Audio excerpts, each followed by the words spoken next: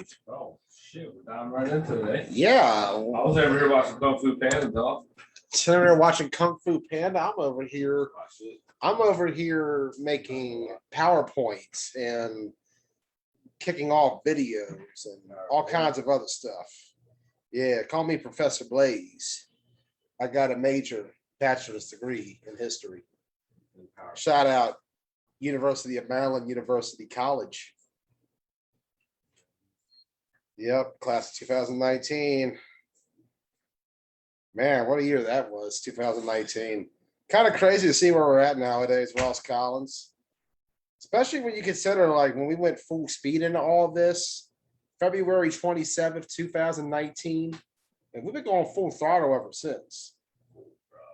We haven't really stopped. Even during COVID, we were covering 9-man flag football and talking about what could be once everything was back to normal or some semblance of normal.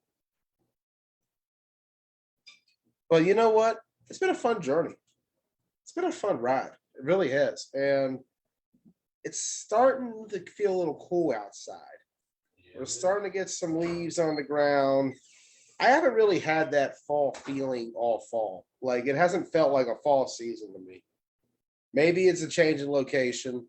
Maybe it's just not the same feeling. I've gone through this before. I always get seasons like this where the energy's not the same, but we're in Champions Month. This is where we start crowning some champions for the fall season over the course of this next month of the 9-man flag football season, no matter where you're at, whether you're playing in Rhode Island, whether you're playing in Baltimore, DC, Shippensburg, Bridgeport, Long Island, New York, anywhere, anytime, any place, we're going to have a championship, and we're going to have the first 2 champions crowned this Sunday with the Owings Mills Flag Football League and Mid-Atlantic Flag Football League championship games. We'll have it all, at least on the Owings Mills side. We're going to be in Newtown that day. It's going to be our first time back for OMFFL since Charm City Classic. Looking forward to heading down there. Like I said, for me, it's not been the same fall feeling I usually get. My energy hasn't really been there. I haven't really been the same person since the end of spring or even the end of summer. It's been a wild ride this year. But you know what? It's fall, y'all. It's Champions Month. We got 2 to crown this weekend, Ross Collins. But before we talk about what's to come for this weekend, as I believe I finally finished sharing this thing around. So many pages. We're covering everything now at this point, Ross. Jeez. We've been everywhere this year. We've covered everything this year. And we're finally in the home stretch of all of it for this 2021 fall season in the sport of 9-man flag football. Let's take a look at the PowerPoint. Professor Blaze back on it once again. I'm going to put also the link in the chat for anybody who wants to try to join in. We are going to be talking everything, but first, let's start with a recap and see what went down this past weekend in the game of 9-man flag football. Let's kick it off. Here we go. Fall 21, starting with the KFFL. Rain. The dreaded enemy of the 4th state, rain. And it's Pennsylvania, too. In Pennsylvania, especially southern Pennsylvania, it tends to rain a lot. Greencastle, Gettysburg, Hanover, Shippensburg, York. It just rains all over Pennsylvania, Ross. And once again, the rain came down on KFFL as they were unable to play this weekend. Rained out is what the diagnosis is for the KFFL. They'll be back next week. We're looking forward to it. It's going to be really great. So we'll have more on the KFFL later, but that's the standings right now. Misfits sitting up top, 6-0. They got a 1.5 lead on the West Virginia Venom. Mind you, these 2 teams have not played yet this season. That's going to be a good one when we get to it between the Misfits and the Venom. Misfits do have a Venom this weekend, just not the West Virginia Venom. but it'll be a good matchup. We'll see how it goes. Prime time, of course, 3-1. They're 2.5 games down from Misfits. They took a loss to Venom, so they're technically about 2 games down from Venom at this point. Venom holds a tiebreaker there. Prime time's tied with the Wolverines, of course. They're about to play very soon. The AFFL Bowl. We're really excited about that one breaking out. Demons, they're 3-3. They got a big one with the X Dogs this weekend at 2-2. That's going to really see and shift where the momentum goes. Tri-State Spartans 1-3, of course. They've had a rough go this season. Let's see if they can bounce back. They got a doubleheader this weekend, so it's big stakes for them. Outlaws 1-4, Bees 1-4, Chaos 0-5. That rounds up the KFFL. We're going to move on past that. Let's go on GCFFA results from this weekend. Hey, big shout out to GCFFA. I think this was Workhorse who does the graphics for them on this one. If not, please correct me in the comments. This is what we had. This is to note, a couple forfeits here as well. Takeover forfeited to Misfits and Scorpions. I want to log that. That was on the schedule originally for last week that we had seen. But Takeover taking a forfeit there. Some results. Let's go to Saturday. Punishers 14, Scorpions 12. Awesome rematch of the Charm City Classic game they had. Lived up to it. Take forfeit. Yeah, I don't know, man. There's been a lot of forfeits going on lately, but I think the workload, it catches up to you after a while. But Punishers over Scorpions 14-12. I was able to watch that game. Very competitive matchup. Old school 9-man slugfest breaking out up there in New York. Glad to see that game. Very competitive once again. Looking forward to seeing if these two matching up again. We probably won't see it till at least possible playoffs or Florida. But when it happens, it's going to be a big time matchup. And man, I don't remember either. I ain't going over all that again. Chain Gang over No Mercy Scorpions, 19-12. Hey, Deuce Dutch, big shout out. He said he was going to shut down the DMV, and he started getting the wins out there with Chain Gang. Rob Lane coming in at quarterback. Chain Gang is, yeah.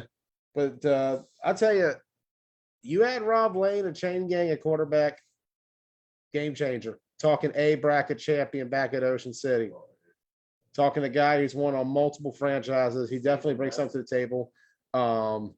Yeah. Well, you look at it as well. They're going to be playing Rhode Island from what I'm hearing in A at last check. So I'm kind of wondering, is this going to be the last we see of Blazers? Could we see Chain Gang perhaps together for nationals?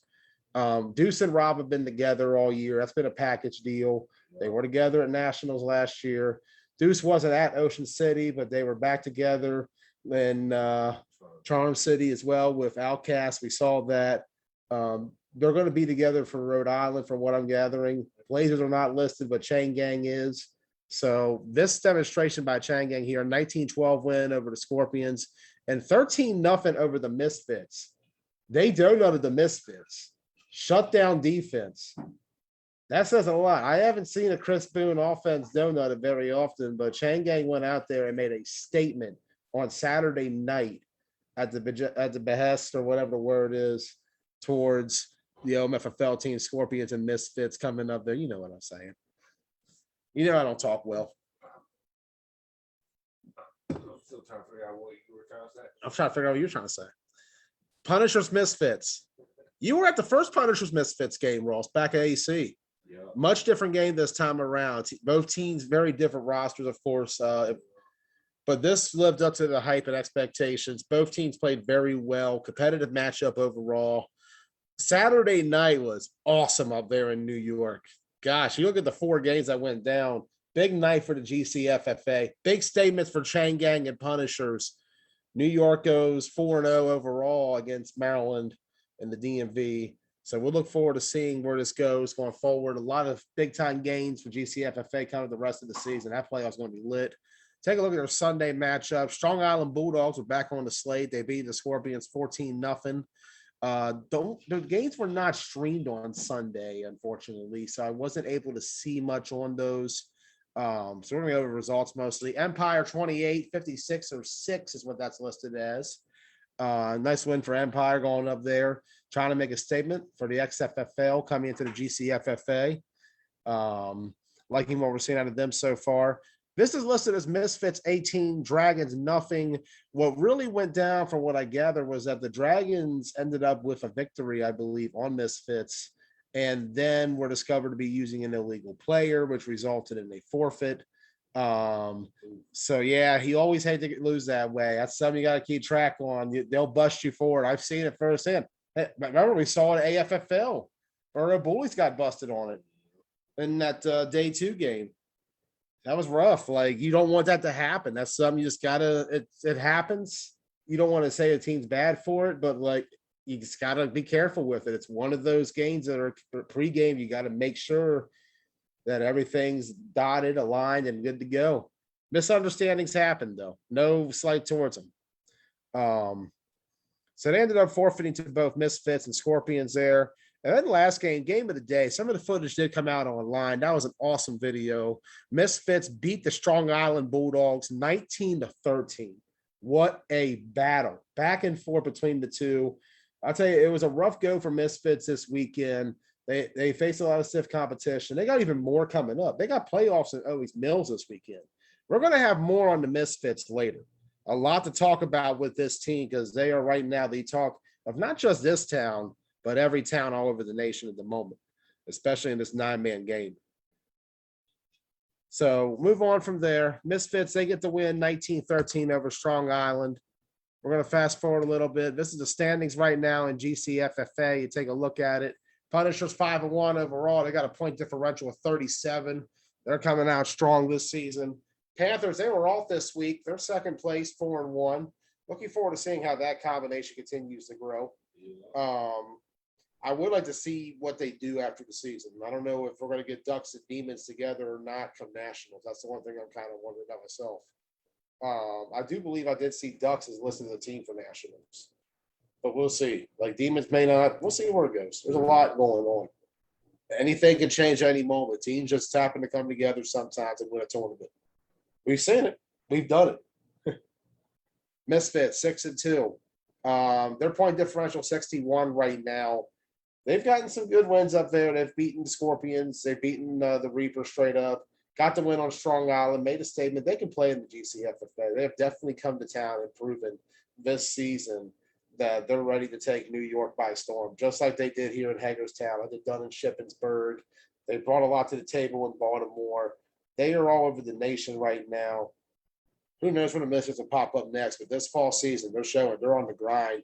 They're trying to do more than what everybody else is doing to gain more. You got to love the attitude and spirit from this squad. Yeah. Chain Gang, they're right there tied with the Bulldogs at 3-2. Believe it or not, Chain Gang has a point differential over Strong Island, but I believe Strong Island has the head-to-head there. Chain Gang stepping it up big time. They're ready to make a run here in GCFFA. They won B last year. They're coming for A here. They're coming for A in Rhode Island. I don't know what's going to happen come nationals. I'm pretty certain we'll see that combination together some way or another. Reaper sitting there at 6. They're 3-2-1. I haven't seen the Reapers play in a few weeks. Curious to see what happens with them. Scorpions at 4-4. They've had a decent run up there so far. They've competed. That's the thing that matters. It just go up there and compete. Don't get blown out. Don't look stupid. They haven't done any of that. They've come to play. That veteran experience is showing up in a big way for the Scorpions. Empire 3-3, been a mixed bag of a year for them, but they're still in their first year playing 9-man, dude. They're very young into this. The fact they already have one B chip speaks volumes. They're competing in the A. That tells you they are a team that can definitely succeed going forward. Take over at 2-3. They had the 2 forfeits, which is unfortunate, but it happens. We've seen it plenty of times this fall. It's something that tends to happen. Workload. You get busy. Life happens. You've seen it yourself, Ross. Yep. You've seen how life's been busy for you this fall. We're not out there every weekend the same way we were. Take it. You have the Dragons 2-4. 2 forfeits hurt them a lot. They should be sitting there at 4-2. Like, that should be 4-2 at the very least for that team, which could have had them easily up there in the top 3 range, which tells you how good this team really is. But they don't have many numbers. I think the Misfits, I think Regan made a comment about them meeting more people out there, which we've seen a lot of that from the Dragons so far this year. And it has been one of those situations where for them, they have been competitive. It's just they've lacked the numbers. I think once they get that together, they're going to do great going forward. 56ers 0-4-1, rough year for them. New York Rebels, they're now 0-7. Tough year for Big Iz and company. They're sitting there right now at a 14-point, at actually a point differential of minus 118, 14 points overall for the year. I think they've had to take a couple of forfeits. Like I said, workload. I think they're also playing over a New Era too, down in over across town. So like, you're busy. A lot of things happening. A lot of flag football this fall. And you know what matters most? Tournament time. OMFFL. Speaking of forfeits, Bad Boys over the Bulls. Bulls, from what I gather, are done for the season. It's unfortunate to see because I really like where the Bulls were heading, but of course, injuries are starting to take a toll. Workload takes a toll. I believe that's it for them for the fall overall. I don't believe we'll see them at Nationals. I think they're going to take time off and refocus and see what happens come spring. We're hoping for the best for those guys. Like I said, a lot of potential was shown all year, just not able to fully get it together, but they'll get it figured out. I'm looking forward to seeing how they progress. Elite Rebels, of course, they get the forfeit on the Bulls as well. Like we said, this is going to be an interesting course of action for them going forward. Rebels did get a win over the Maryland Venom, though. Tight game, 14-7. Bad Boys over Spartans, 20-0. Spartans get an upset, though, on the Elite Rebels, 15-13. Hey, statement win for the Baltimore Spartans. You want to get a win like this at this point of the season. That's momentum coming into playoffs. We're looking forward to seeing what the Baltimore Spartans can do. This team is one to look forward to, especially in B bracket coming forward. Elite Rebels 13, Bad Boys 12. Another competitive game between those two. That's a good game every time. That's a really good game every time. Rampage over Bad Boys 20-6. I wasn't there in Baltimore, so I can't really talk about it much. Here are the standings. Misfits will finish first place. Scorpion second. Rebels third. Bad Boys fourth. Titans fifth. Rampage sixth. Spartans seventh. Venom eighth. Bulls are going to be out of it, as we mentioned. They're not going to play in playoffs, so it'll be 8 teams. We'll have that in a little bit. Let's go over to mouthful results for the week. We'll be almost done to recap. Oh, I went a little far there. My bad, guys. Only Us over Southside 6-0. PME statement win on Dream 30-6. PME is catching fire at the right time right now. They're going to be a Capital Classic. FOE over Southside. Yeah, PME making a statement. Damn. I know I think PME is out. that. Yeah, PME's. But even if you would have asked me that, they're on fire right now, dude. They've been off, dude. They're back. PME's making a statement. They're coming to Capital Classic strong. They're coming to MAFL playoff strong. They're here to take their league back. That's a fact. Dio and them, they're rolling right now. You got to give it to them. FOE over Southside 12-6. Dream over Blackhawks 32-14. Ride out only Us 13-6. Competitive game there. Blackhawks over FOE 19-14. Blackhawks have had a tough season, but nice little win here late to get them some momentum coming to playoffs. I think Tommy and them will be fine come playoff time. It's just going to be a gauntlet once again, but they're used to that. They've been doing it for almost 20 years over there.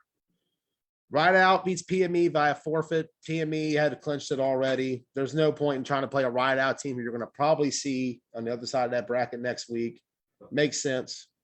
Why take the risk? Don't show them anything. I think it's good for both sides. Yeah. So PME, they got first place. They had already clinched prior to that by beating Dream. 8-2 overall. Strong finish for PME. I know how you feel about forfeits. Workload. All right. I get that too. FOE 7-3. They're going to finish second. Right out third. They're going to be 6-4. Only us. We finished fourth. Dream fifth at 4-6. Bit of a slide for Dream and Maffle this season. I'm assuming they catch fire come playoffs. Southside 6th. Blackhawk 7th. We'll have their bracket up in a few minutes. Rhode Island results: 401 Pressure over Rebellion 12-8. They tied the Spartans at 13. Brick Squad over the Troy City Titans 26-19. Yeah, don't get me started. I can't say, for some reason that messes me up. Lions over Wild Card 22-14. That's a close game there, but Lions might have been a little light. We'll see. Not much video I've seen of Rhode Island so far, but glad to see their lead back and running this year. Savages over Steel 39-6. That's their standings right now. Lions 9-0, Brick Squad 6-2, Outlaws 5-2. 401 Pressure, though, they're catching up. They're trying to say, hey, we can play up here too. They're 5-2-1. We saw them at Nationals last year. Glad to see them back at it too. Savages 5-4, Wild Card 4-4, Straightforward 4-4. Titans 2-4-2, Steel 1-6-1. Tough year for Steel. Very tough year. They're having a low record. We'll talk about them in a little bit. Rhode Island Spartans 0-6-2, Rebellion 0-7-1.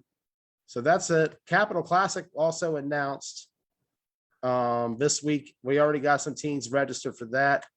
Rampage, they're in it. Maryland Titans, Southside, Misfits, Bad Boys, Gusto Land, Maryland Venom, PME, Dream. I would imagine PME, Dream, Misfits is going to be your A bracket, maybe Rampage as well. They played A at the last two local November tournaments, Ross. You remember you played against Rampage back when they won Mason-Dixon 18, and I was there when they won Capital Classic 19 and A. Beat Scorpions to 7-point back-to-back years. So I would think they're going to be in there with PME, Dream, and Misfits, but Kent didn't classify anybody yet. I think he's waiting to see what the sign-up is for it. Could be one bracket, could be two. I look forward to it either way. Capital Classic, good tournament, Tucker Road, November 20th and the 21st. Contact Kent Page for his information on that. We had the poster up there. I think they're taking 18 teams. Right now, they're up to 9, so already filling up fast. I was gonna say 8 or 9. It might be your last chance for any bump come this time of the year in this area. So if you want some action, Capital Classic is where it is. We're really looking forward to that. Let's move on now. We got some updates on Nationals. Starting with the teams that Jamie posted that was registered. He posted a list of them earlier. The graphic was shown there. Dream is in there. So they're going to be back at Nationals, still playing in A. They're going to try to tough it out. They've had a rough year, though. This is going to be their biggest test yet because they're going to face possibly the most talent that's been in an A bracket in most recent 9-man Nationals years, especially when you take a look at the teams who are entering, the potential talent on there. Main Event, of course, they're coming back. We're not going to see Main Event for a bit, not until then. They're not going to be at Rhode Island. I haven't heard about them at Capital Classic yet, but I'm really looking forward to seeing what they can do and where they're at come Nationals. They won last year. We saw the run they made. They are still playing on that level. I think they'll be this far. Yeah, they've made the championship in every tournament that they have been at going back to Worlds. Misfits, of course, they're signed up for A. NTB Wolfpack, defending B champion. But the one team that has me curious, Ross, Category 5 out of the South Florida Flag Football Association. We've been talking about them a lot lately. They've been trying to get something going down there in Miami. And the man right now who is leading the way, who's been making statements, he himself, a former NFL player, a national champion, Mr. Ricky Jean-Francois. Welcome to Blunt Talk. Glad to have you on. I'm glad to be on. Thanks for having me. Glad to meet you, sir. Hey, I was a huge fan of that 07 LSU squad.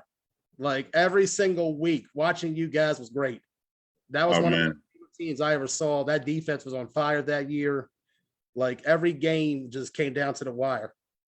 we the only 10-2 team in BCS history to be able to win a national title and be the #1 ranked team.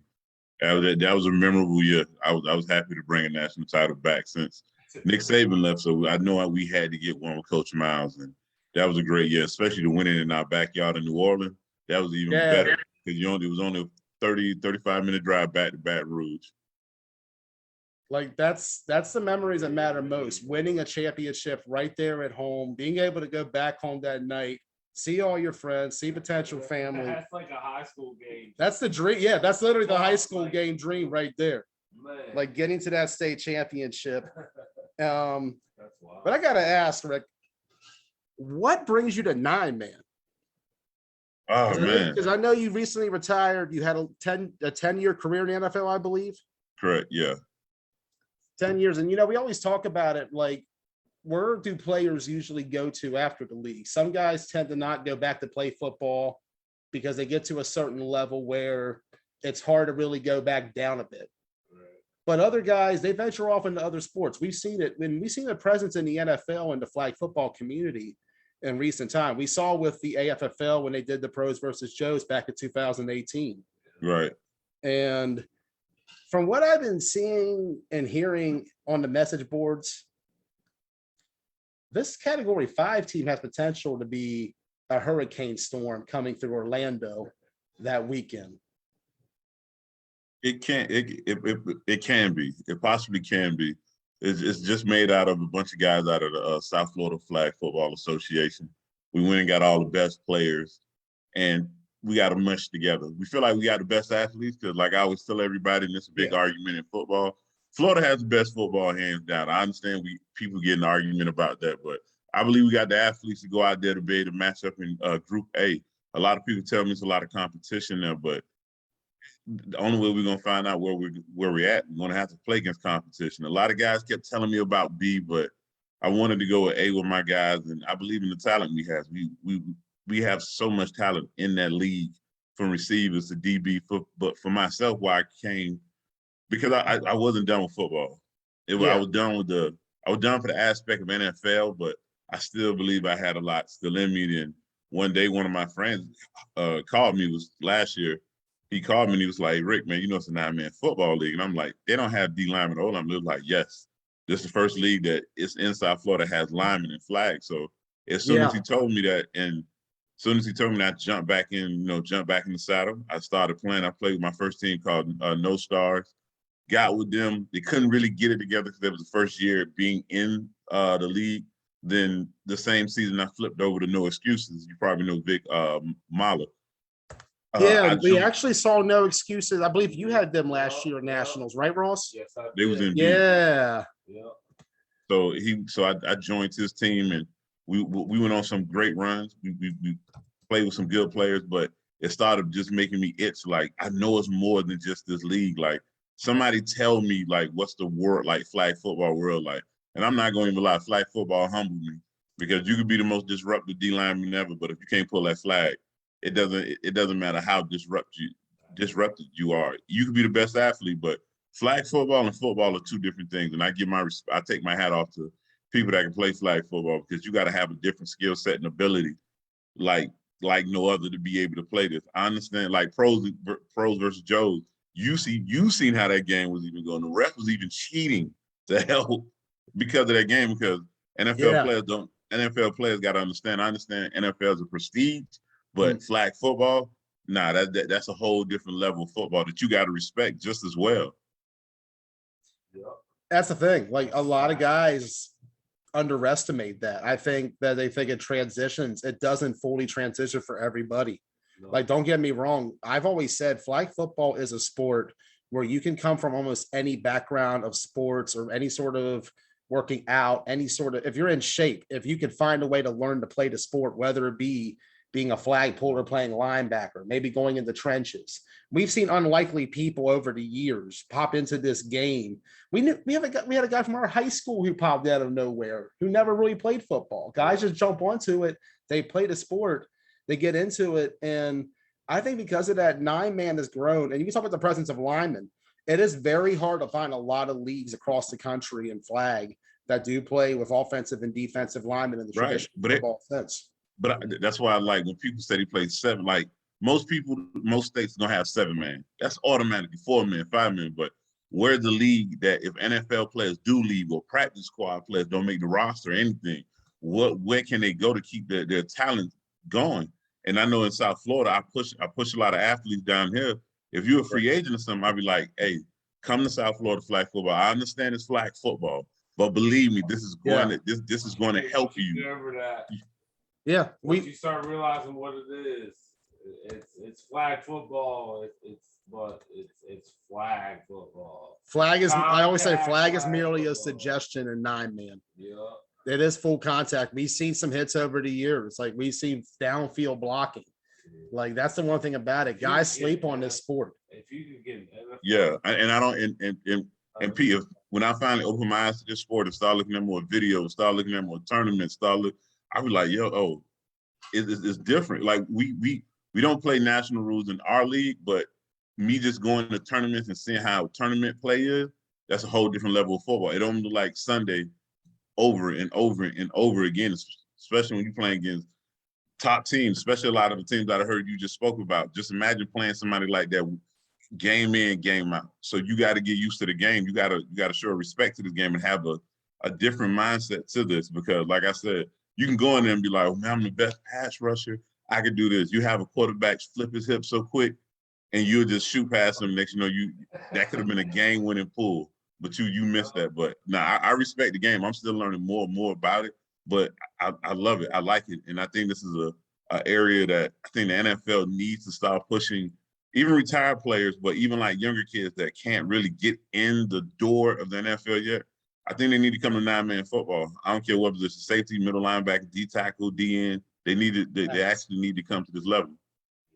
He's saying what you and I talk about off camera and on occasional episodes about like we had even talked about like up here, they don't do spring football like they do down south. Down there, they have the spring practices and conditioning. Right. Here, they suggest you try wrestling or basketball or something else to stay in shape.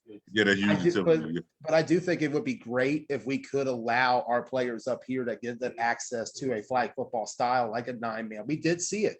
The Timothy Rich tournament back in May. Yeah. It was ages 12 through 14. It was a successfully ran 9-man tournament. There was no real injuries. No one really got hurt. Everybody went out and played. And those kids brought so much fire and intensity to the game. And just seeing it like play out like that was great. Yeah. It was awesome. Yeah, that was a great, yeah. I wrote, and you go back to it. I think it'd be great for the NFL and former players to get involved in it. And we see it all the time. We've seen guys come down from practice squads. We talk about how main event, they will bring in guys who have that experience. We've known guys in our sport who played a little bit in the league, but not many of them have the accolades of someone like a Ricky Jean-Francois, who has a BCS championship, who went out there and has played in a Super Bowl. I believe you were on the Patriots roster in 51, correct? Patriots and San Francisco 49ers who played with the Ravens. And San Francisco. Okay. That's awesome. Yeah, and that's the thing about it. We always talk about all the time, the one thing that a lot of players in the sport tend to be missing that certain players aren't, is that football conditioning and training that, and we saw it last year when O'Shane came into the league, fresh out of high school. He was somebody who was in transition to get to college, but he was out there. He was catching passes. He was shutting down experienced receivers. He ended up playing circuit ball with Rampage. He's played a bit with Misfits. Like, guys are getting out there and are playing the sport. And I think people undervalue and underestimate how much having that skill of football can play in. Like a lot of corners, we talk about all the time. There's corners who don't really know coverage schemes. And we've seen guys call it out in the game all the time. Like, you don't know what a cover 4 is. And they're just looking like, no. Oh, bro, believe me, it shocked me when I got in and I asked them, like, yo, you know what a cover 3 is? Okay, cool. I turned back around. I see a bomb happening. I'm like, dude, do you really know what a cover 3 is? 3? Dude, you the safety, bro. Like, but because I came from the NFL and I'm coming into flag football, I'm thinking people have that football knowledge. It doesn't matter if it's flag football or not. You got to have knowledge to even play this game. And when you hear people saying, "No, I don't know what this means," I'd be like, "Bro, I know you got Madden at home. I know you have Madden. I know you have some type of football game that'll show Our you first playbook in 9-man for a team was based on Madden. I was getting ready to say that though. Oh, Madden? Yeah, legit. I used a Madden playbook for my first 9-man team I coached way back in the day. How did it work? How'd it work? I won my very first coaching game and then lost the rest of them. but TBT does have 4 flag football championships. But I always tell guys, I'm like, if you're gonna get the game, at least appreciate it. Learn what a coverage is. Learn going to the flats, the deep thirds, the middle of the field, because it is easy communication for the back end. If the back end no coverages, you don't even really got to get in the huddle. The front just got to know they got to coverage each other when it's time to either do stunts or either we got to beat our guy one-on-one. Like coaching kids, man. There's coachable guys out there, and there's guys that think they know it all, and they come in, they don't know jack shit. I think that happens a lot. They Yeah. still think they know it all, and man. And then there's coachable guys out there where, like you said, they don't know shit, but they show up day one. They're like, I'm gonna learn everything there is to learn. And we've seen a lot of those guys over the years too, who come into this sport and learn the game and are open to it. And I think a lot of guys undervalue those type of players too. The beautiful thing about this sport has gotten to be, we've had guys who play on the pro level, mixing it up with guys who come in on a rec level initially, just trying to play, but it's allowing those guys to get better on the rec level because they're learning how to go against those teams, how to play against them. They're studying them. And it's allowing a lot of guys to grow in this sport. And I think that's the one beautiful thing about what we've got in 9-man is that it's people from all over, different backgrounds, different sports. Some grew up playing football. Some never did. We've had quarterbacks. Like we talk about Chris Boone and the success he's had in flag football, AFFL semifinalist. He got in 5-man A nationals back in May. He's got several 9-man championships. He didn't play high school football, but he's one of the most successful quarterbacks in the country because he was smart enough to learn it. Yeah. And that's crazy. That's showing appreciation to the game. And it's a few guys in our league that I didn't know didn't play a lick of high school football, but they're good at playing this shit. And I'm like, I said they got experience. They actually appreciate and learn the game. If you got it, the only way you play this, you got to learn it. You got to learn it. There's no way you could just come out here. You have the ability, but your ability has to have a tweak to it when you're playing flag football. It can't be just, all right, this is going to be traditional football. Nah, this work a little bit different way. But up front, you got, sometimes you have 3 down linemen, sometimes you have 4 down linemen, but at the end of the day, the trenches, you can't change nothing about it. You got to just beat the man in front of you and make sure you can get to that quarterback hip and then get that pull, because if you can't, I promise you that was the most aggravating thing for me my first year in flag. I'm like, I can beat the lineman, but I have to pull it. I have one of my guys, JC Rodriguez, right? He plays quarterback. I used to always hate rushing against him because he could twist his hips. And I used to always ask him, I said, dude, did you play in tournaments or something? He was like, bro, it was his name, JC Rodriguez, right? He took me under his wing and he showed me like the world of flag football. When he showed me, I was like, okay, now I appreciate the game. I look at the game a lot different now. I understand why it's so difficult for NFL players to transition over here, even though we're hard-headed as hell, because somebody taught you the NFL is the top football in the world. But now when you go to flag football, you're trying to figure out like, why can't this shit just translate over? Because it's not the NFL anymore. Now you gotta respect this game a little bit different, and you have to learn it especially from the rules. You got to know it from the rules standpoint, because you need every advantage to win in something like this. And in this our first year as a team going up, but a lot of guys like AD, YG, Duke, we have so many players on the like top elite 11 that those dudes are so experienced. I can sit there and ask them like, yo, tell me about tournament play or tell me about this. So we made sure we got experience on our team who knows how to play on that level, so it just won't be a shock to everybody. I'm looking forward to seeing like what you guys bring to the table. Like we've I've had my eye on South Florida since hearing about no excuses last year because we're always looking to see where other leagues are playing the sport at. Like, yeah, you followed Kings of Florida down at 8-man and everything. You know, Florida has a lot of talent for the sport of flag football. And we talk about the potential of Miami itself as a flag football market. If you get the game of 9-man going to the level of what it is in, say, St. Louis, where you had at many times up to 20 teams playing the sport and playing for a Central City championship, or even what Baltimore has had traditionally up here, or DC. We talk about it around here in the DMV. We had 28 combined total teams last spring playing overall. Right. And you could almost put together almost an NFL sized league with the amount of teams we had going around here. Up north, it's a religion up in New York and Connecticut. Pennsylvania starting to get that's what a lot of guys. That's what a lot of guys tell us. They're like, up north, this is year round. These dudes do this for a living. For us, it's more like season here and there. But South Florida, like you said, I just wanted to come in here and just put my 2 cents into the league and be like, hey, if you want to start bringing tournaments down here, why not just go to nationals and put your footprint there, and then you get to meet everybody. Or let's start playing in different classic. I think it's one up you guys' way.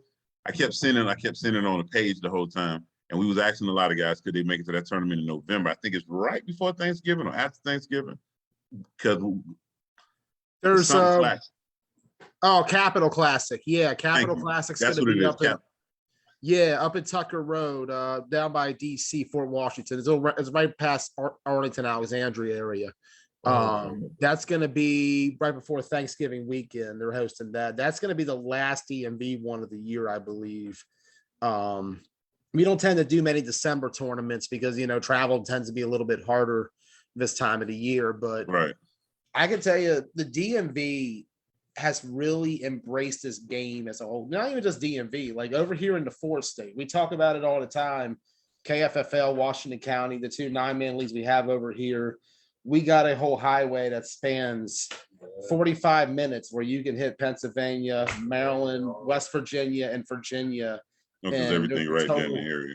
Yeah. Like everything is right there. So right there, I-81. You hit that road, you can hit all 4 states in an hour. Yeah. And we've had all the talent coming over there from Winchester, from DC, Baltimore. We've seen what York is doing. St. Louis holding it strong in the Midwest. I would love to see the Midwest re-embrace 9-man. Back in the day, the Midwest had a bit of a hot spot for the sport, but it's faded for 8-man over time. And it's a shame because when I think of 9-man, why the Midwest would thrive with that sport. A lot of linemen you could find in that sport over there. For sure. Up north and Midwest, for sure, yes. You should be able to find that. Down here, like in Florida, you'll find the athletes. You'll find a bunch of them. Linemen is going to be kind of difficult. Like how you said, in the Midwest, they should, like you said, they should thrive on that. You can even look at the colleges. What's the one biggest thing, Iowa, Nebraska, all them thrive on. They got linemen. They're good for it. Utah, New Mexico. Yeah. Like they thrive on that type of they thrive on in that position of area. You've seen like dudes been drafted top 5 in the NFL coming out of the area. So like you said, you are right. You need to do that. But this league is coming together. And I think we started, the first year I got in, it was 10. Now I think the word got out more around South Florida, like guys coming from down south around Key West, dudes coming from Homestead, guys might be coming up a little north. But the biggest thing I was always telling guys is I just want to keep everybody here so we can start getting those tournaments, so we can start getting those 4, 5, 6, 7-man tournaments down in South Florida. Everybody want to come to Miami. Not just what's the reason you want to bring them in. And I believe the tournament play will be it for everybody to come in. Yeah, I think that's how you get started. And like you think about it, that is the best avenue to get that territory moving fast. I believe it's like a 2.5, 3-hour drive between the 2 cities. And yeah, it's literally you can jump on the road and probably play a good CD. By the time that whole CD over, you already sitting in Miami or you sitting in Orlando, and even in the Tampa area. So this league is growing, and I can't wait to see this league keep evolving. But like I told the guys, we need to go to nationals first. We need to go as a group, as a unit, so we can put the display of what our league holds. And I know I've seen a lot of guys showing, saying words here and there because they never seen us before. But what a lot of people got to understand, a lot of these guys have already played on circuits. A lot of these guys have already played on teams. So it's not like it's coming as a shocker to it. We just want to see how it works all together. Because I always hate when I see guys so much talent leave out of Miami to go play for a main event, to go play for the Outlaws, to go play for a breast cancer. Why you want to keep going playing out when all you guys can play together? All you guys say you're the best player in the state or the best player in football.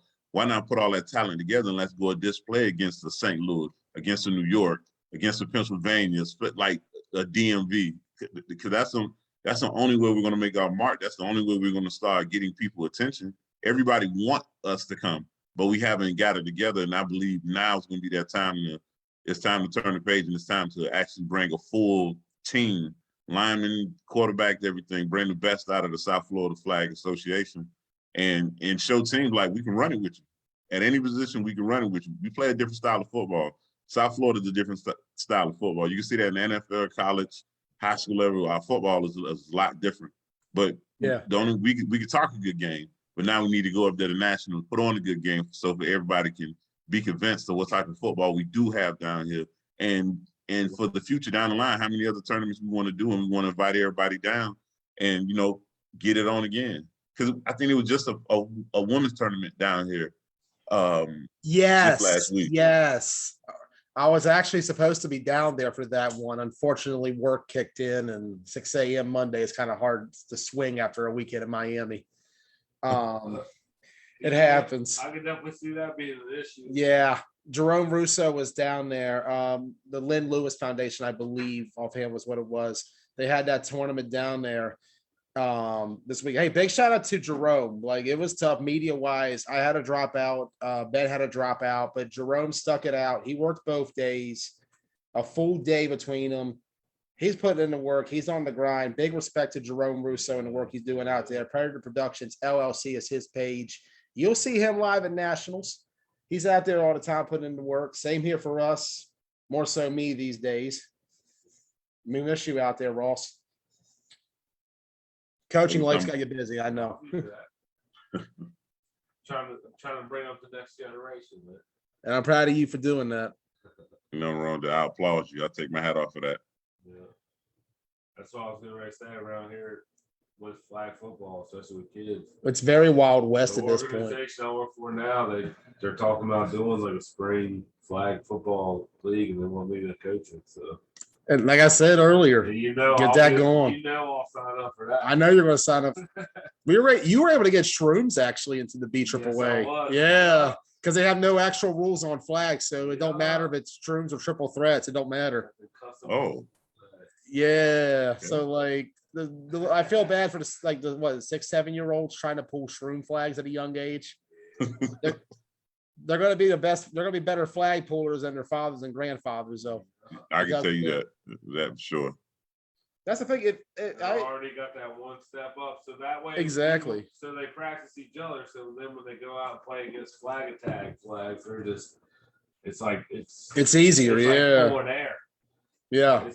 There's so much difference, man. And that makes me optimistic of the next generation of this game. Like, I talk about it all the time. I grew up in Marty Snook Park in the late 90s. My dad had what was a thrown together tackle team of his friends that he just put in the flag football because he had nowhere else to play. Right. They ran the wing tee offense in 9-man flag football, Ricky.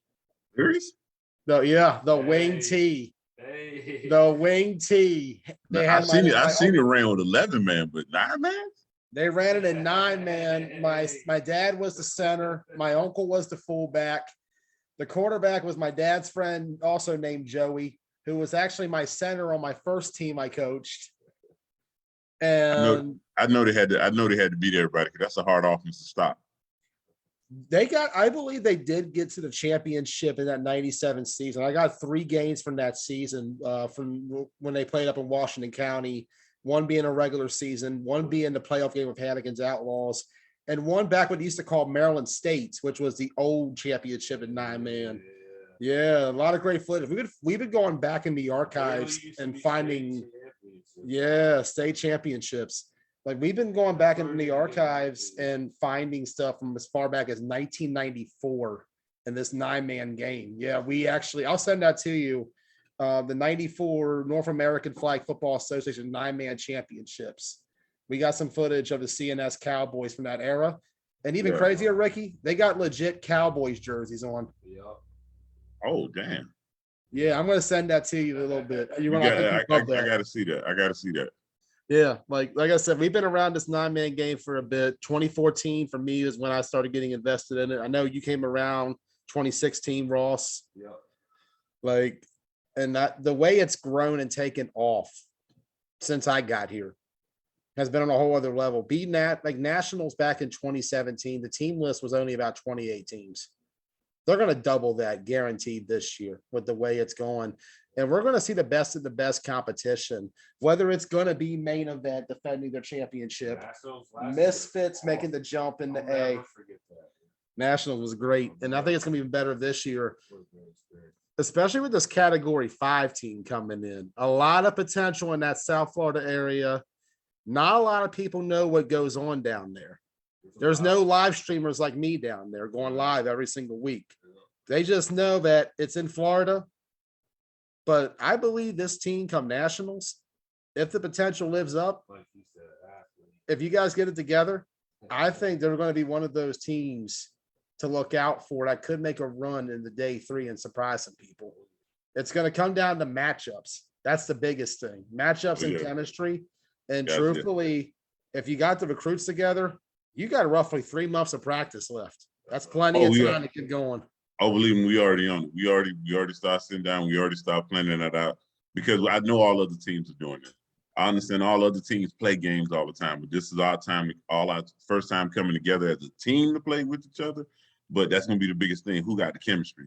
Who going to be able to go through them thick times in 2 minute, 4 minute, and those different parts of the game that if you're down by 2 touchdowns, is everybody going to crack? Somebody going to do something? So believe me, like you said, with that 3 month, every day is pivotal. Every day we got to find a way to get ahead of the game because we're playing from behind.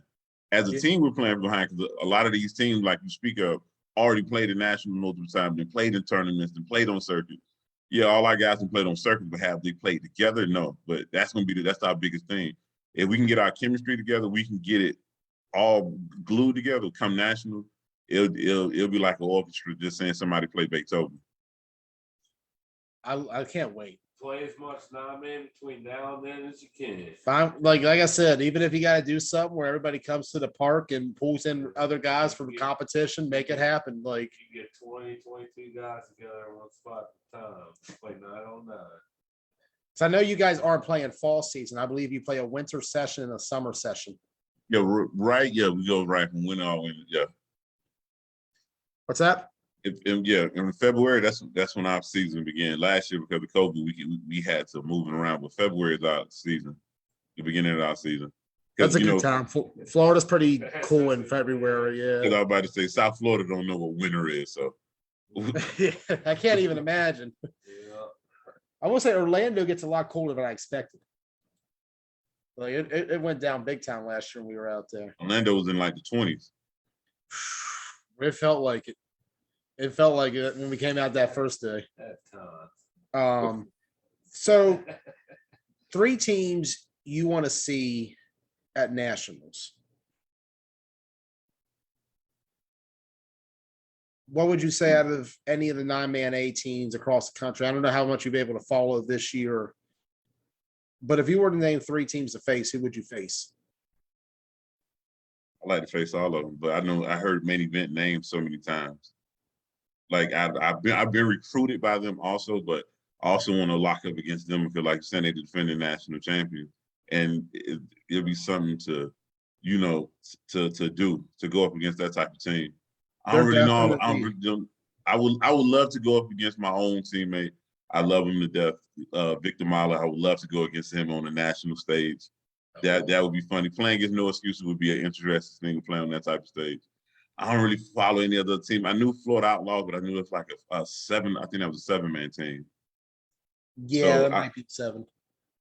I think it was 7. So now I'm like I said, I'm still growing on it. I usually follow everything behind you. So if I see you post a video, I'm watching the video.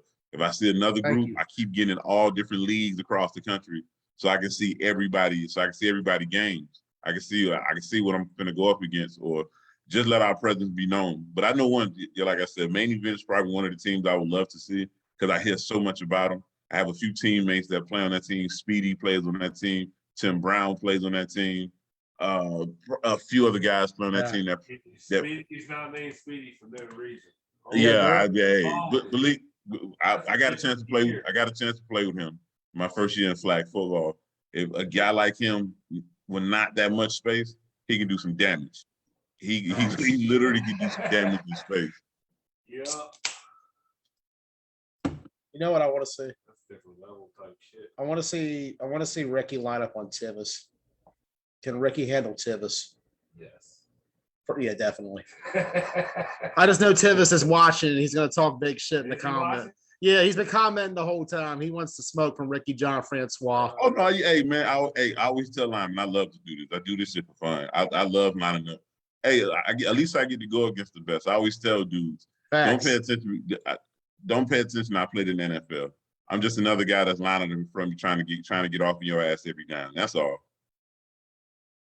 Hey, I'm looking forward to seeing what you can do out there and what this Category 5 team has in store for the rest of 9-man A. The factor of the unknown. And we've seen it. Teams. Tivis saying he don't want it. Tivis saying Ricky don't want it? No, Tivis don't want it. Tivis don't want it. We got to make it happen. We need Misfits versus Category 5. We got to see Ricky versus Tivis. I'll film that side the whole game. Is he a tackle? Is he a center or guard? It depends on, like, last year he was a bench warmer.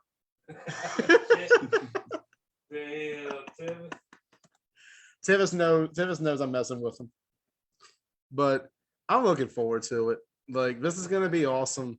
I'm excited to see what Category 5 has in store. And, we've seen teams in their first 9-man tournament come out and win it all. You remember, Ross, Adrenaline Rush 4 years ago when they won the Mason-Dixon Classic in Hagerstown. They beat 7-point spread, who was the 9-man A national champions coming into that, who also was the 9-man A national champion runner-up 2 months later in Florida. They beat them twice that weekend. Chris Boone and company won their first 9-man A tournament. We saw it with Empire back in Atlantic City when they beat Rideout, a Rideout team that was allowing 0 points through 5 games and 3.5 quarters before Empire took the lead at the very end. The only team to score on Rideout that weekend. And we're seeing them stepping up in the GCFFA. I think they're going to be playing B at Nationals, but I'm really liking what's happening right now in this 9-man sport. And we're seeing different territories emerge. We've talked about St. Louis for a while. The South's kind of been lacking in places. We know there was an Alabama 9-man team. I don't know where they come from, though. There's Bahamas. Bahamas has a state-sponsored 9-man league. Yeah, they tried. Yeah, they want to. Those guys reached out to Shannon multiple times, and they wanted to come over and do a tournament in Miami. So that's why I was like, man, we got to do it. We got to do a tournament in South Florida. We have to do one because I believe it'll be a big turnout. I know it'll be a big turnout if we can go up to nationals, put our foot in the ground, make sure we get a title and we show everybody who we really are. So I believe with our play and our experience, I think things will help us out. I believe we'll be helping. All my guys ready to play. They just ready to get out there and play, but we got 3 months to put this puzzle together. We got 3 months to do it before it's time to put it on display. I'm looking forward to seeing what this full puzzle looks like. I'll be making that trip down to Florida. I'm excited about this. I really hope to see this team out there in the field. And I do believe if they can live up to the hype and come out there, like I said, element of the unknown. If you don't know the opponent you're facing, you just hear one name so far. They just know Ricky Jean-Francois on the team. That's a lineman. Well, who else do they got? We won't know. Nobody's going to know until we see it nationals. And the beauty of it is being so close to home, you can have up until that last minute of building up guys to bring in there. There's going to be a lot of guys making that short trip. And there's a lot of talent as well when you go up on I-4 through Tampa Bay and Orlando that can come along the rest of the way. Even if it's their first chance at 9-man, you never know what can happen. ADR's done it. Empire's done it. We did it at the Summer Sizzler. Our first 9-man tournament we won. anything can happen. In this sport, that's what makes it great. And I look forward to seeing Category 5 come nationals. It's a hurricane warning in Orlando that weekend. That's it, baby. Hey, we coming. Everybody, I understand everybody said we want to smoke. Hey, just make sure you line it up when it's time to come play. This is gonna be awesome. I've been telling you all year, Ross. Everybody wants to smoke in the game now. It's getting crazy. And 9-man, I think, is at its all right now as a whole, compared to where things were years ago. I think we're the greatest it's been. And the competition that's coming into the sport, the leagues that are popping up, more teams. I'd like to see a tournament down in Miami. I think that'd be great. Hey, I'm gonna say it now, South Beach Invitational, guys. Yeah, for everybody listening, that's gonna be the first tournament that's thrown in Miami, South Beach Invitational. I want everybody to bring, get their feet in the sand, look at some water, and also play against a bunch of guys out of Miami that want to play against the whole country. I like it. Right now, Miami versus the world when it comes to 9-man. They're ready to go down there at South Beach. Yes, sir. Anyways, Ricky, anything else you want to add tonight?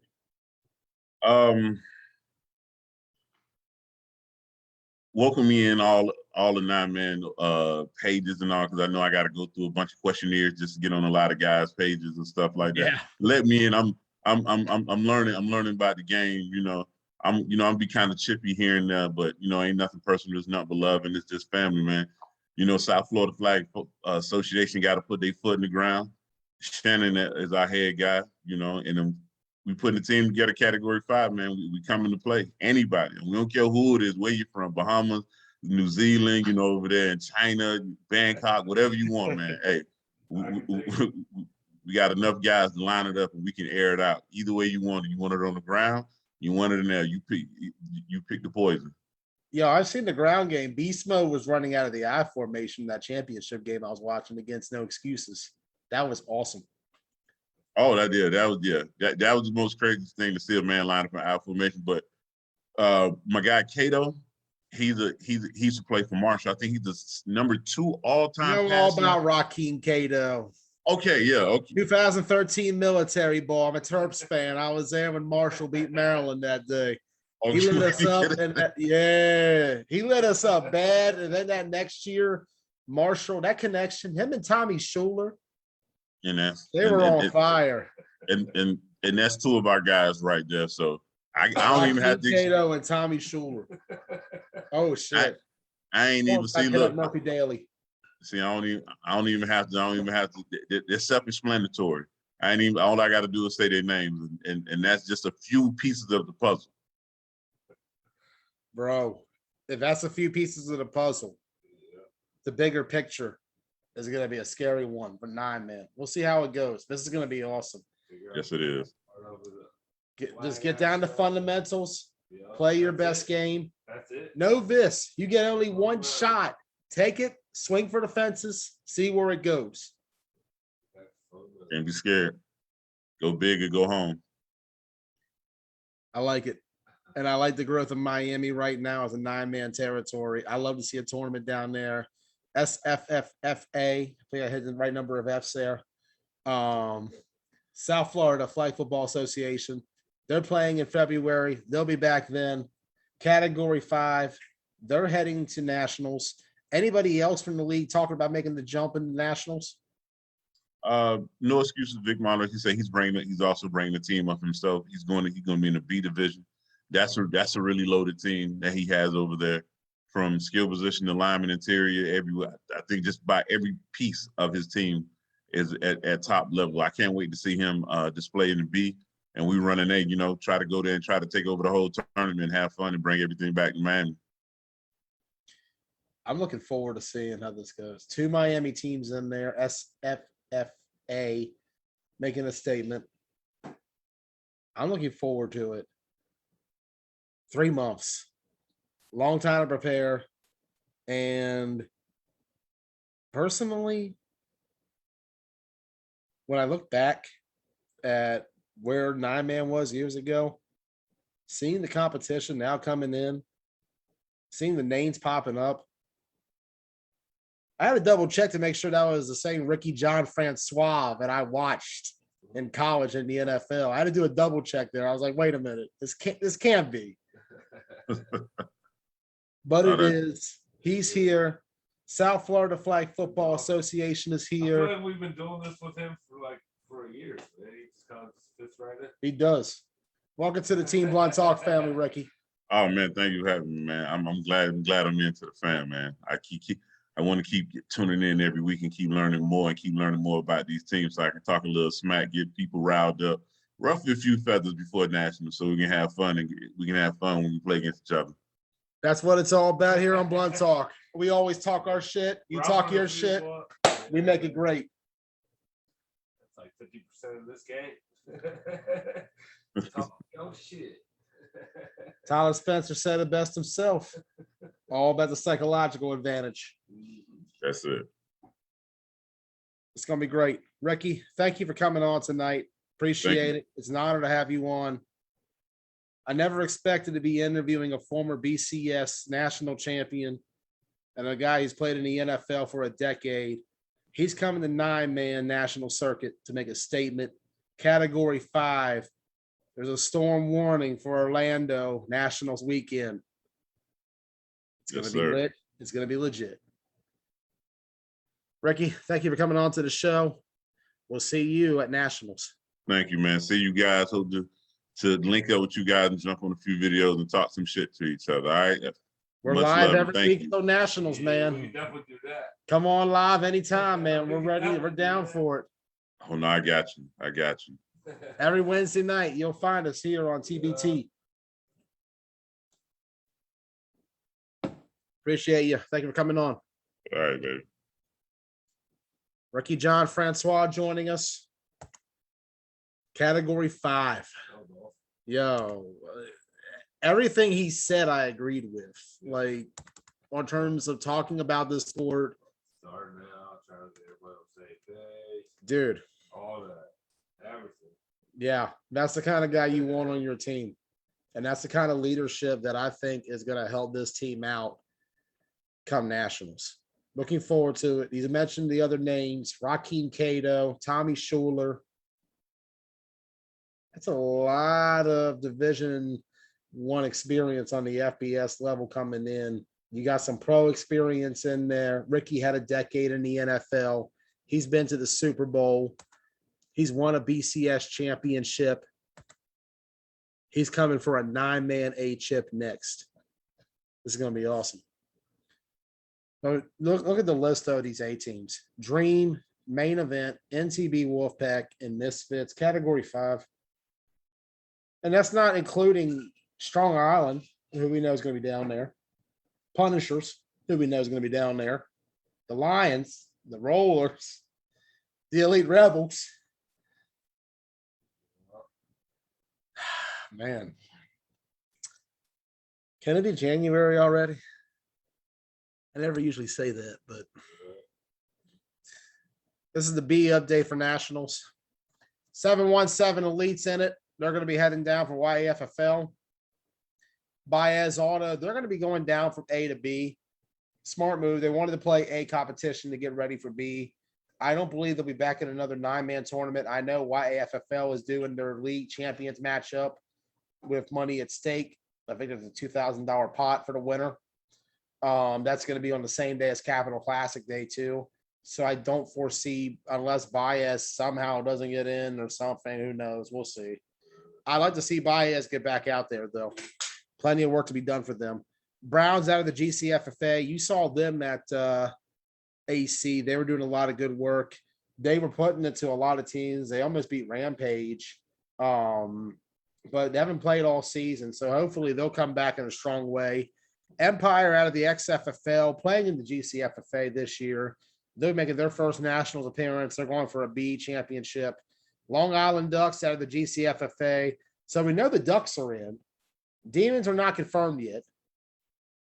So, like I said, keep an eye on the whole Panthers thing right now, seeing where that goes. I do believe that if the Panthers thing is working as well as it is, that maybe that might be the best course of action. It sounds like good option. Ducks are already a good team. Throw in the Demons, guys. You got something there. Maryland Titans, they're in it. Rampage, they're going to be in it as well. Show Me Football, St. Louis Pack, and the St. Louis Spartans. And I think Skinny said there's 5 St. Louis teams. I'm not sure which one I'm missing right now. I know NTB's in A. I can't think of who else it might be. Wild card, I think. Yeah, the wild card St. Louis team. I might have skipped over them. My bad, Skinny. So we got them in there as well. You know, I forget things sometimes.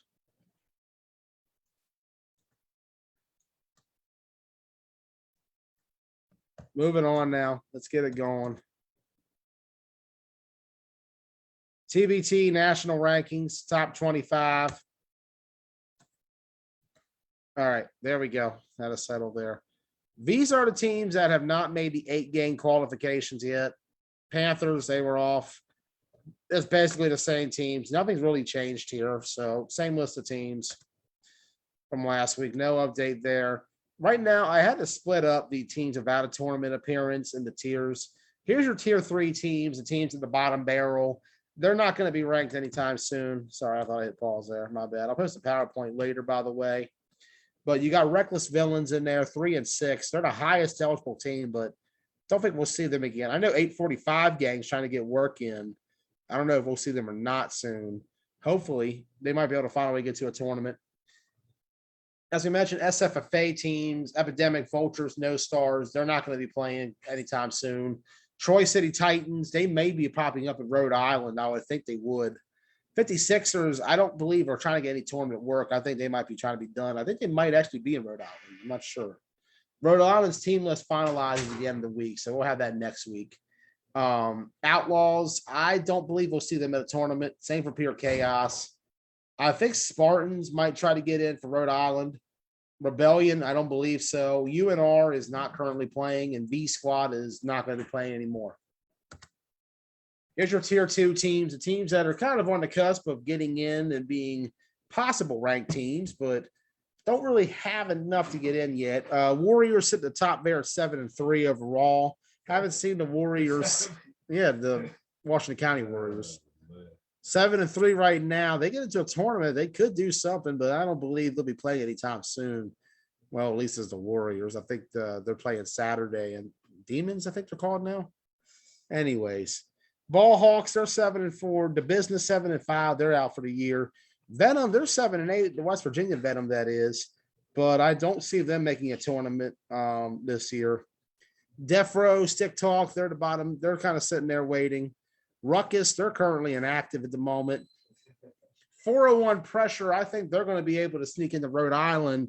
So I believe they're going to be there. So they should have a shot next time around. Savages, 5 and 4. We'll see about them. Wild card is straightforward as well. Jamie Wolf will confirm the Rhode Island Flag Bowl teams later in the week. These are teams without a tournament appearance. Playmakers Elite, 13 and 6 overall at a Maffle. They're going to be in the Capital Classic. So PME will be up there. They're going to be playing Cap Classic. They'll be eligible for the rankings at the end of it. They're a team hovering around the top 10, top 15 range. Looking forward to seeing how PME can measure up against the competition. They're going to be facing a lot of teams, not just from their league, but from across OMFFL and York as well. No excuses. They're going to be at Nationals. That's was just confirmed by Ricky Jean-Francois a few minutes ago.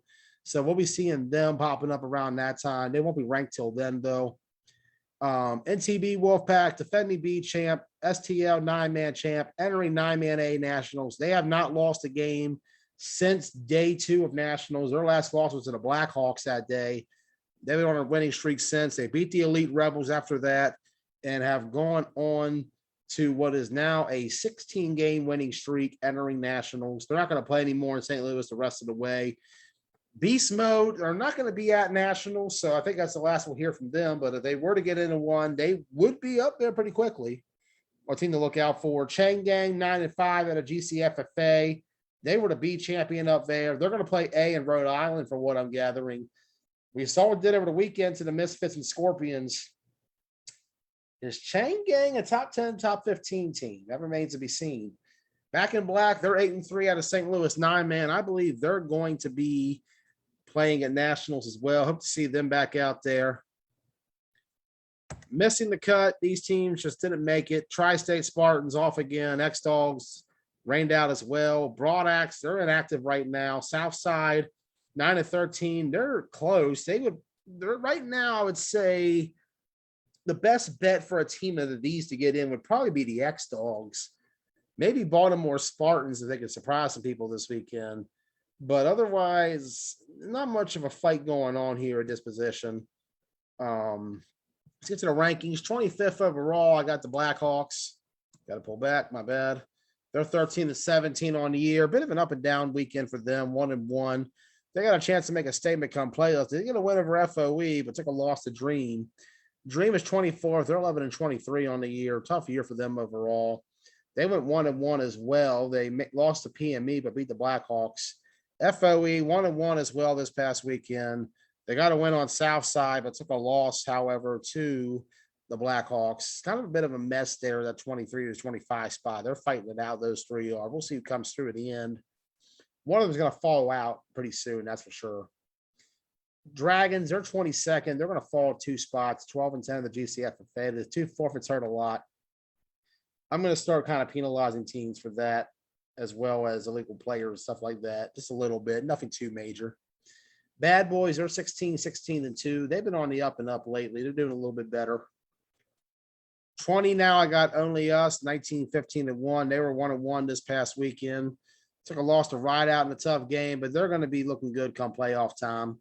Brick Squad, I got them back up to 19th. They're 10-4-1. Takeover, I got them dropping to 18th. They were 11th previously. They're going to be 9-8. 2 forfeits kind of hurt them for me. They haven't really done anything much notable as of late. Kind of losing some momentum and steam, but to me, they're also in a bit of a tie with the Reapers there at that spot of 17th, 9-5-2. We haven't seen much of the Reapers lately. They started out pretty hot in AC, did well in Albany, but kind of fizzling a little bit. We'll see if they can bounce back. 148 Outlaws is 16th. They're starting to move up a little bit. They've had some tough competition all year. Ride Out's going to be 15th. They're going to be coming into Maffle playoffs. Some momentum. They beat Only Us. They got the 4th win on PME. They're ready to go. Got Empire still ahead of them, though, at 9-6. Empire, they're holding on to that success in the spring. They're doing pretty well in GCFFA so far. We'll see where they end up at by season's end. Maryland Titans at 13th. They were off this week. Riot Squad, they're still sitting there at 12. They were off. Ducks were sitting at 11th. They were off. Baez Auto, they played up in the YFFL 8-man this past weekend. I don't have a result there, but they have not played 9-man since York. They'll be off for a bit. Elite Rebels, they were 2-1. Surprise loss to the Baltimore Spartans for the Rebels. They see they can bounce back this weekend coming up. They got a tough one coming up with Rampage, who sits at 8th right now, 2-0. They bounced back from the double forfeit.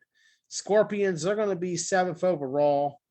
They went up there this past weekend, came away with a record of 2-3. But they're sitting at 27-23-2 at the moment. 52 games already played for No Mercy. Them and Rampage are tied for the most games played in the country. We'll see if fatigue might start kicking in. Misfits have been on the grind as well. 30-12 overall on the year. We talked about it.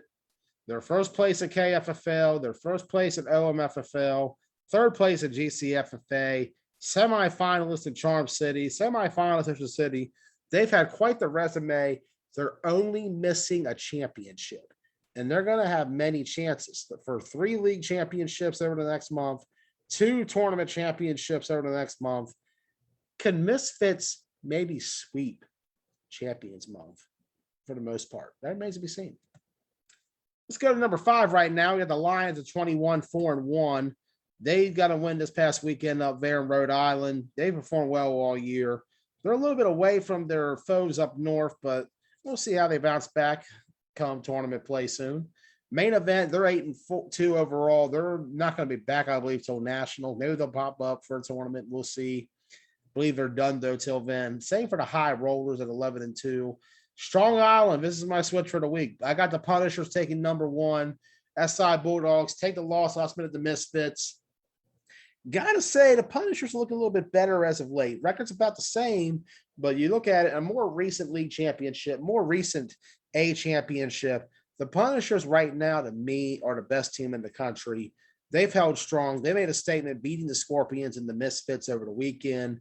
I think they got Strong Island where they want them. It's going to be a battle up top the rest of the way, that's for sure. And these two teams are going to duke it out at some point. These are my regional rankings and how I got them. Right now, up north, Punishers are number 1, Strong Island second, Rollers third, Main Event fourth, Lions fifth, Ducks I got at 6th, Riot Squad 7th, Empire 8th, Outlaw sitting at 9th, and the Long Island Reapers at 10th. South in division, I got the Misfits number 1, Scorpions 2, Rampage 3, Rebels 4, Baez 5th, Titan 6, Rideout 7th, Only Us 8th, Bad Boys 9th, and sitting at 10th right now is FOE in the South region of 9-man flag football. We'll see how it shapes up. Leagues represented 6 ranked teams from the GCFFA, 5 from OMFFL, 5 from MAFL. They're tied right now in that position. 3 teams have no affiliation or independent. 3 from the Rhode Island Flag Football League, 1 from YAFFL, 1 from XFFL, and 1 from KFFL as well. Let's go ahead and get to the KFFL games this week. Going to kick off at 9 a.m. We got the Demons and the X-Dogs battle for 4th place in the league right now. Demons 3-3, X-Dogs 2-2. First ever matchup between these two. Going to be a good way to kick off the morning. 10:05 after that, we got Demons and the Tri-State Spartans. First time matchup between those foes as well. Spartans just trying to get something going. It's been a long, cruel couple of months for that franchise. We talked about it. Their record has just declined. Not the team they were in the spring, that's for sure. We'll see if they can bounce back. Killer Bees and the X-Dogs shortly after, followed by Outlaw Spartans, Bees and Venom, Outlaws and Venom as well, and then Primetime and Pure Chaos. 7 games for the KFFL this Saturday. Keith Giles and I will be live for all 7 of them. I'll be live myself for the Bees X-Dogs game and the Bees Venom game. Keith and I will have commentary together for Demons and X-Dogs, and as well as later on down the line for a couple other games. It's going to be a great day. Keith Giles and I, Try Hard Sports, Team Blunt Talk, collaborating together for the team. Keystone Flag Football. They've been talking too long, you can tell.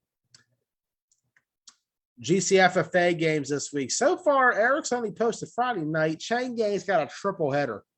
56ers, that's going to be a nice little warm-up for them right out the gate. Nice, this is a good schedule for them. I'm not going to lie. 56ers, Dragons, Punishers. For Chain Gang, it's going to be, gets easy to start and then gets harder as it goes on. You talk about a C caliber opponent in 56ers, B caliber opponent in Dragons, and the best team in the country in Punishers. Going to be a long night for Deuce Dutch, Rob Lane and company. Let's see what they got in this triple header. The other game's not announced yet. I'm sure Eric will have them sometime this week. Looking forward to that. MAFL playoffs. There we go. There's a schedule posted for that. Southside and Rideout's going to kick it off at 8 a.m. That's going to be a nice little matchup between the 3 seed and the 6 seed, followed by Blackhawks and FOE. That's going to be the 2 seed and 7 seed matchup. Blackhawks trying to repeat as fall champions in MAFL. FOE trying to get one for the season. And then you're going to have the 4-5 matchup as Dream takes on Only Us. And then after that, the winner of Southside and Rideout will take on the winner of Blackhawks and FOE, while the winner of Dream and Only Us will take on PME, Playmakers Elite. And then at high noon will be the championship game. So we will crown a MAFL champion for the fall season this Sunday down at Tucker Road. Look forward to it. OMFFL, this is their playoff bracket. Looking ahead at that. Take a look at the games. 8 o'clock a.m. over on Field 1 on the turf. You're going to have Bad Boys and the Maryland Titans. Rematch of the quarterfinals last spring in Owings Mills. On Field 2 and grass behind it, we got the Elite Rebels and Rampage. Rematch of the Clash of York 3 championship game. Over on Field 1, back to it. Misfits and the Maryland Venom at 9:15. And then back to Field 2, Scorpions and the Baltimore Spartans, 9:15 game. The winner of Misfits and Venom will take on the winner of Bad Boys and Titans at Field 1 at 10:30, while the winner of Scorpions and Spartans will take on the winner of Rebels and Rampage at 10:30 on Field 2. And then the two will come together at 11:45 for the championship game. We will have that as well as coverage all day of the OMFFL playoffs here on TBT. We're looking forward to it. We got a great weekend ahead. I'm excited for it. This is going to be it. Champions Month kicks off. It's going to be lit. It's going to be legit. We'll see you on the field. For Ross Collins, Hey. I'm Joey Blaze. Shout out Ricky Jean-Francois. Thanks for joining us tonight. We'll see you soon. That was